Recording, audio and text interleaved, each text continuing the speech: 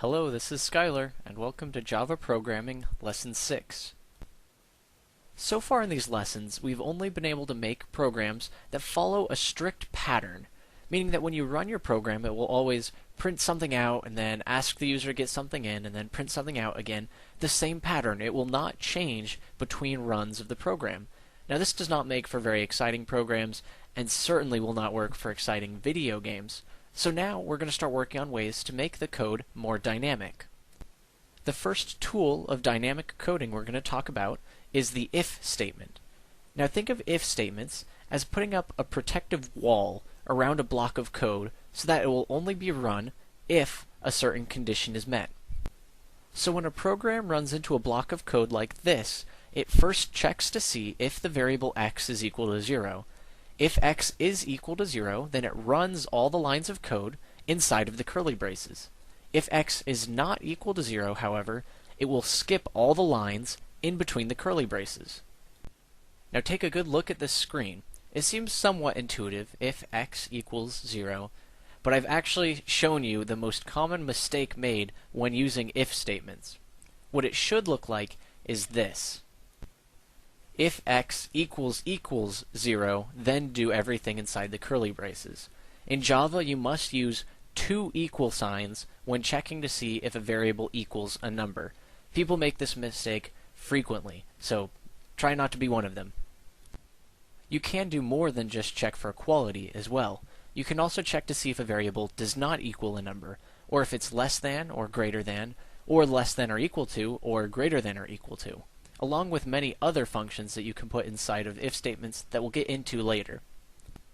The last cool thing about if statements we're going to talk about today is you can put multiple conditions in a single if statement using the and or operators. The and operator is 2 ampersands, and the or operator is 2 vertical pipes, which isn't a very commonly used key. It's right above the enter key. With these operators, you can make very specialized if statements, such as if x is equal to 0, or if x is equal to 1. Also, if x is greater than 0, but less than or equal to 10. And also the last one I have here is if x is greater than 30, but not equal to 42. So you can see very specific if statements that give you a lot of control with how your program is running. So that's enough information to get us started on an example using if statements. And also, while we're here, I'm going to teach you else statements. So you can see I have a really simple program right now. It makes an integer variable called x, and then also a scanner called input, and then it reads in a number from the scanner. And I do nothing with the number after I get it in. I can input a number and nothing happens. So let's do something with it. I'm going to use an if statement so that if the user is really cool and inputs 42, it's going to print out this is the meaning of life.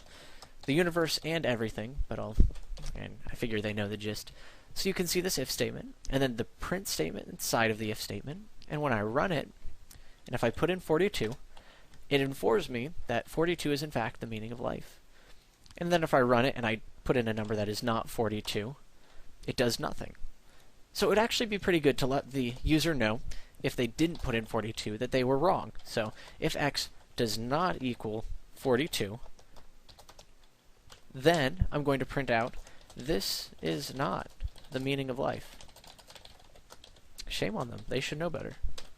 So when I run this program, either this or this is going to be printed out because x can only either equal 42 or not equal 42. This is the perfect situation for an else statement. So you can see if I delete this here and type in else,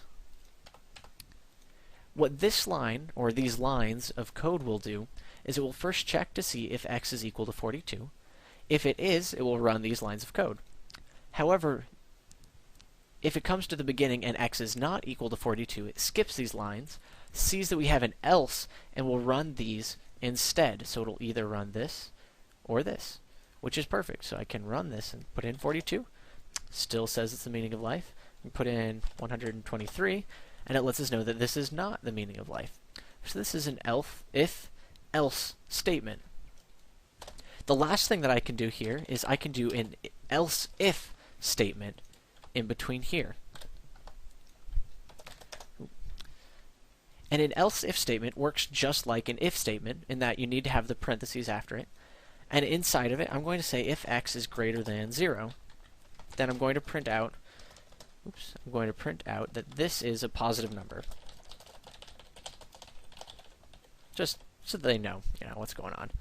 But you can see now I have the if, the else if, and then the else. And now let's run this though. And now if I put in 42, 42 is equal to 42 of course, but it's also a positive number. So is it going to print out this line of code, or print out this statement? Let's test it. Ho-ho! It only prints out that this is the meaning of life, because that's what the else keywords do, is if this is true, then it will do this, and then ignore all of the else's, whereas if this is not true, then it will check the else ifs, and then the final else at the end. If I put in a positive number now, that's not equal to 42, like 11, you see it prints out that this is a positive number, but it does not tell me that this is not the meaning of life, because once this is true, it prints these lines out, hits the else, and says, hey, I've already done something else before, so I'm done, and it breaks out.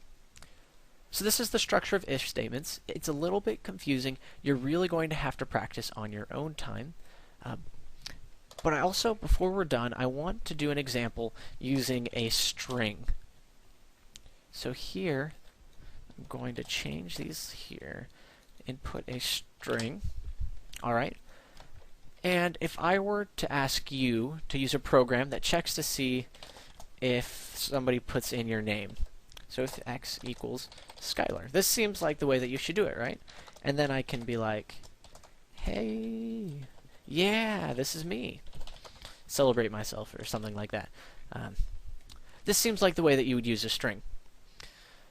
However, you can see Java is underlining this in yellow. This is a warning. And it won't actually work for us. Because the way that you have to do strings is you have to do the name of the string. For us, the variable name is x, a dot, and then equals.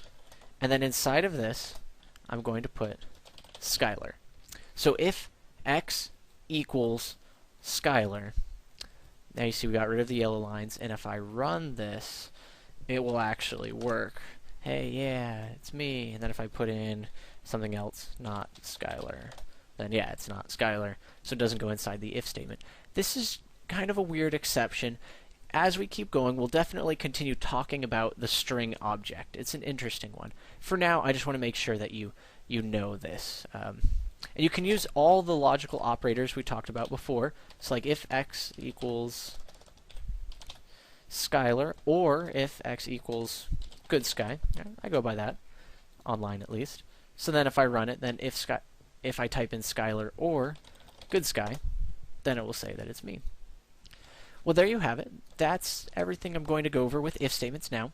I mentioned you have to do this on your own. That's really the only way that you're going to get really good at if statements. A good practice would be to go back to program number 5, the tutorial we just did, and change it so that instead of always calculating the 3 shapes area, have in the beginning you type in, or it asks you or which shape you want to get the area for, and then depending on what the user puts in there, it only calculates a single area. That would be a good way to practice using if statements. That's everything for now, though. Thanks for following along so far. In Lesson 7, we're going to continue with more dynamic, slightly more advanced topics. So thank you for following along. You're doing great. We're going to see you in the next tutorial.